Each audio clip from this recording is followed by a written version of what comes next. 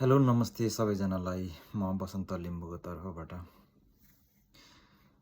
किन रासपालाई नै भोट भन्ने सन्दर्भमा म एउटा सानो सन्देश तपाईहरूलाई दिन गइरहेछु। किन भन्दाखेरि तपाईँले पनि राजनीतिप्रति चासो गर्नुहुन्छ र राजनीतिलाई हेर्नु भएको छ अथवा नजिकबाट बुझ्नु भएको छ भने चाहिँ अहिले जति राजनीतिक दलहरू हुनुहुन्छ त्यो सबै राजनीतिक दलहरूमा रासपाको जस्तो टिम छैन। तपाईँले बुझ्नुभएको होला, जुनसुकै काम गर्दाखेरि एउटा टिमको जरुरत छ। त्यहाँनिर टिममा के भन्दाखेरि काम गर्न सक्ने अनि सबै वस्तु स्थिति र सबै के हुन्छ भने समय परिस्थितिलाई बुझ्न सक्ने र समयअनुसार चल्न सक्ने एउटा दिग्गज, एउटा के भन्छ विशिष्ट टिमहरूको जरुरत पर्छ। त्यो टिम रासपामा छ र अरू राजनीतिक दलहरूमा कुनैमा पनि त्यस्तो टिम छैन। सिद्धान्त र एजेन्डाले मात्र देश चल्दैन। देश चलाउनको लागि अथवा देश बनाउनको लागि चाहिँ एउटा के हुन्छ भने कमिटमेन्ट सहितको एउटा टिम चाहिन्छ। त्यो हो रासपा र त्यो टिम छ रासपासँग।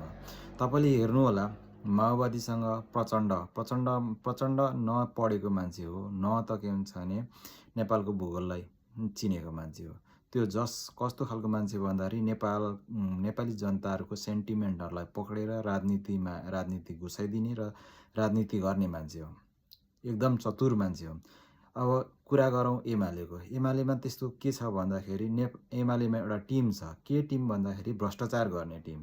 र कस्तो भन्दाखेरि एउटा गुटलाई राजनीतिक आवरण दिएर अगाडि बढ्ने टिम छ एमालेसँग। त्यही टिमले के भन्छ भने काम गर्नको लागि परिचालन नहुने र आफ्नो निजी एउटा टिमको लागि, एउटा गुटको लागि राजनीति गर्ने टिम छ। त्यहाँनिर दिग्गज विशिष्ट मान्छेहरूको नैतिकहीन इथिकहीन मान्छेहरूको टिम छैन, जसले के हुन्छ भने आफ्नो राजनीतिक स्वार्थको लागि जसले झुटो बोल्न सक्छ, जसले के हुन्छ भने माथिबाट जे आदेश दियो त्यही कुरा गर्न सक्छ, जनताको मुद्दा नबोल्ने त्यस्तो खालको टिम छ एमालेमा। तपाईँहरूले देखिहाल्नुभयो नि, त्यत्रो विद्यार्थीहरूलाई गोली ताकी हानेर मारियो। नेपालमा भएको राजनीतिक दल के हुन्छ, राजनीतिक दलका विद्यार्थी सङ्गठनहरू अखिल क्रान्तिकारी, अनेरा सबै एमाले, अनि त्यहाँदेखि अब नेपाली काङ्ग्रेसको नेभी सङ्घ, माओवादीको अखिल क्रान्तिकारी, अनि राष्ट्रिय प्रजातन्त्र पार्टीको विद्यार्थी सङ्गठनहरू, अशोक राईको विद्यार्थी सङ्गठनहरू, तराईको जसपाको विद्यार्थी सङ्गठनहरू कसैले पनि बोलेर विद्यार्थीमाथि गोली हानियो, गोली हान्नु हुँदैन, अन्याय भयो भने बोलेनन्। त्यही भएको कारणले यिनीहरू आफ्नो राजनीतिक स्वार्थको लागि, व्यक्तिको लागि राजनीति गर्छन्, देशको लागि राजनीति गर्दैनन्। काङ्ग्रेसमा हेर्नुहोस्, गगन थापा एकदम खतरनाक मान्छे। कस्तो खतरनाक भन्दा मान्छेलाई प्रयोग गरेर राजनीतिक आवरणमा अगाडि बढ्ने मान्छे। देख्नु होला, पहिला के गरेको थियो, कृष्ण प्रसाद सिटौलालाई प्रयोग गरेर महामन्त्री हुनुभयो। त्यसपछि के भन्छ भने अर्कोचोटि सिद्ध्यायो। त्यसपछि अर्जुन नरसिंह केसीलाई प्रयोग गरेर महामन्त्री अथवा शेखर कोइराला गुटलाई प्रयोग गरेर महामन्त्री हुनुभयो। त्यसपछि अहिले के हुन्छ भने विश्वप्रकाश शर्मालाई प्रयोग गरेर सभापति हुनुभयो, होइन। अब त्यहाँनिर के हुन्छ भने अब अहिलेको काङ्ग्रेसका समानुपातिकहरू लिस्टहरू हेर्नुहोस् त, सुधारिएको काङ्ग्रेस अरे हेर्नु त। बुढाबुढीहरू के हुन्छ भने त्यहाँ बुढाबुढी काङ्ग्रेसको के हुन्छ भने सभासदको लिस्टमा छ अरे। अनि त्यस्तो खालको सुधारिएको काङ्ग्रेस, अचम्म लाग्छ। अनि काङ्ग्रेसमा को छ?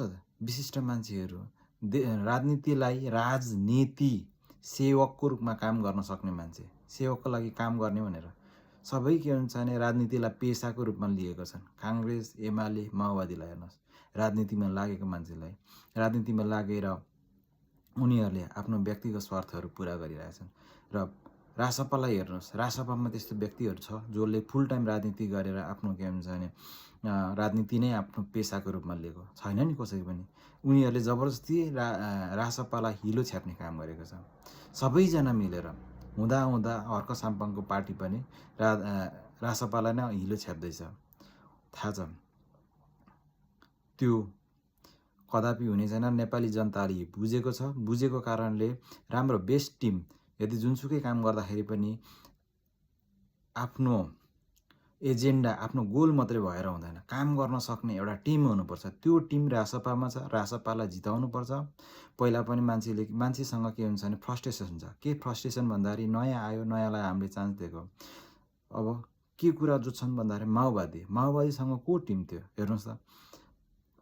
टिम थियो कस्तो भन्दाखेरि युद्ध गर्ने। को थियो तिनीहरू? सबै के भन्छ भने जनजातिका छोराहरू, सिधा सादाहरू, टिनेजरहरू थिए। तिनीहरूलाई युज गरेर के हुन्छ भने धेरै मान्छेहरूलाई मरायो। अनि त्यहाँदेखि के गर्यो, उनीहरू सिरिप प्रचण्डको परिवारलाई सफल बनाउनको लागि चाहिँ त्यत्रो क्रान्ति भयो। त्यही भएको कारणले त्यहाँनिर एउटा दिग्गज मान्छे बाबुराम भट्टराई थियो। बाबुराम भट्टराई के भयो लास्टमा, अन्तिममा आएर इन्डियाको फेभरमा काम गर्ने एउटा दलाल भएर निस्क्यो होइन। अनि त्यो भएको कारणले केही पनि गर्न सकेन। अनि त्यहाँदेखि त्यही माओवादीले केही पनि गर्न सकेन भनेर के गरिरहेछन्, अब पुरानै ठिक छ एमाले काङ्ग्रेस भनेर सोचिरहेछन्।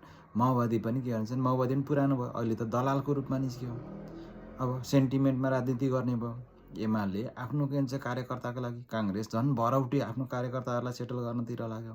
त्यही भएको कारणले रासपामा कसैले पनि आफ्नो कार्यकर्ताहरू भरौटेहरू गरेका छन्। चाहे रासपामा के भइरहेछ भन्दाखेरि जति मान्छेहरू नयाँ मान्छेहरू छन्, जुनसुकै विधाहरूबाट आएको छन्, जस्तै आशिका तामाङहरू, उनीहरू व्यवहारले निष्ठावान छन्।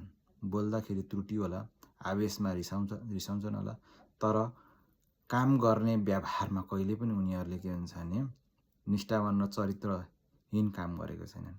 के गरेको छन् भन्दा देश र राष्ट्रलाई माथि राखेर आफ्नो काम कर्तव्यहरूलाई निष्ठावान तरिकाले अगाडि बढाइराखेका छन्।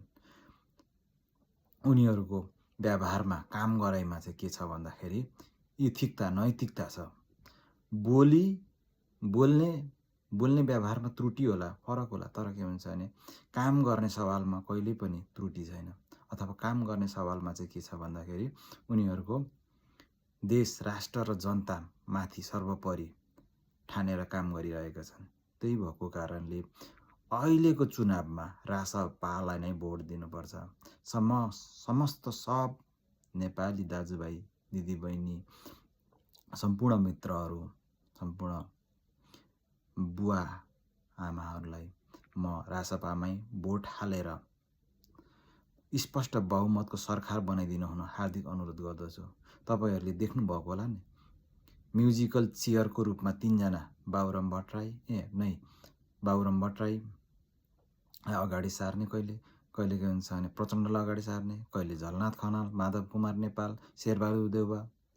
त्यही शीर्ष बाउको पालादेखि पनि त्यही छ, हजुरबाको पालादेखि पनि तिनै नेताहरू छन् होइन त, प्रचण्ड अनि शेरबहादुर देउवा, अहिले गगन थापा होइन, अनि तराईको के अरे विजय कुमार गच्छेदार, उपेन्द्र यादव, यिनीहरूलाई नै कति माथि सरकारमा ल्याउने। त्यही भएको कारणले चाहिँ यसपालिको भोट घन्टीमा है। By by.